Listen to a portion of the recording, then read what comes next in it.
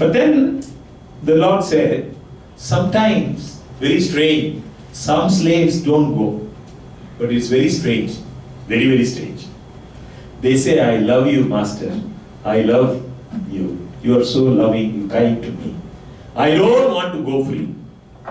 Will any slave say like that to us? If you are true Adventists, they should say like that. Is that right? Huh? He is a slave, he is bound to work for you. He's worked 6 years, and you say, all right, 6 years, now you go free. Instead of going free, he said, no, I don't want to go. I want to be here. I want to work for you. Let's see. You might buy a Hebrew man or woman to serve you as a slave. You may keep that person as a slave for 6 years, but in the 7th year, you must let that person go free. But when you let your slave go free, don't send him away with nothing. He has worked 6 years. Don't send him away with nothing. You must give him some of your animals, grain, and wine. The Lord your God blessed you and gave you plenty of good things. In the same way, you must give plenty of good things to your servant. Now, verse 16. But one of your slaves might say to you, I will not leave you. You understand? I will not leave you. You remember Ruth? Huh? Your God, my God. Your people, my people. But that, of course, was a daughter-in-law. But this is a slave. When the master says go, you should be happy to go. He says, I will not leave you. He might say this because he loves you and your family and because he has a good life with you. He might say, verse 17, make this servant put his ear against your door and use a sharp tool to make a hole in his ear. If the slave, the servant say, I don't want to go, I want to be with you, you make him stand near your doorpost with a sharp tool, make a hole in his ear. This will show that he is your slave forever. You must do this even to the women slaves who want to stay with you. Now, do you understand how this thing started?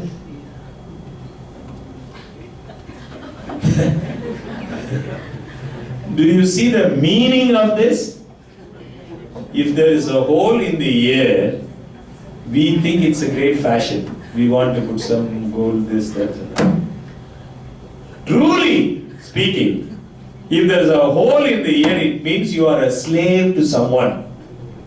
Lifelong.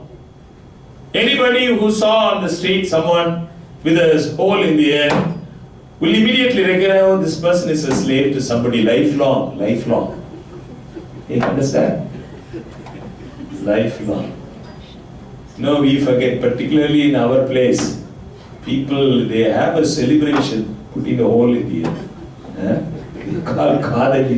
They invite all people and they make a feast and all. Because their daughter, they are putting a hole in it. Not knowing the meaning of it.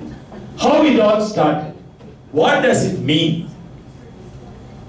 Now coming back to Jesus Christ saying this to the Father. What does he say? Father, it is not the sacrifice that you want. It's not this offering. I am offering myself as servant, as slave, in order to save this people. I leave my glory. I come here as a servant. And you have accepted what I am offering. Accepting. Jesus tells him, you have opened my ears is not the correct translation. You have put a hole in my ear. He's telling God the Father. Which means, Jesus offered himself to be a slave forever. You read the Spirit of Prophecy writings. Sister White says, that human, whatever he came here, he is going to retain forever. He is going to be one among us. Father, I have come here to redeem these people. And in order to redeem them, I offer myself a slave, a servant.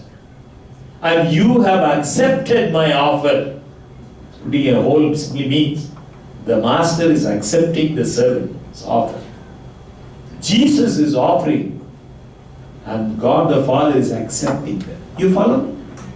What great sacrifice He has made in order to save you, save me. His blood was shed, a ransom paid. And if I am to be called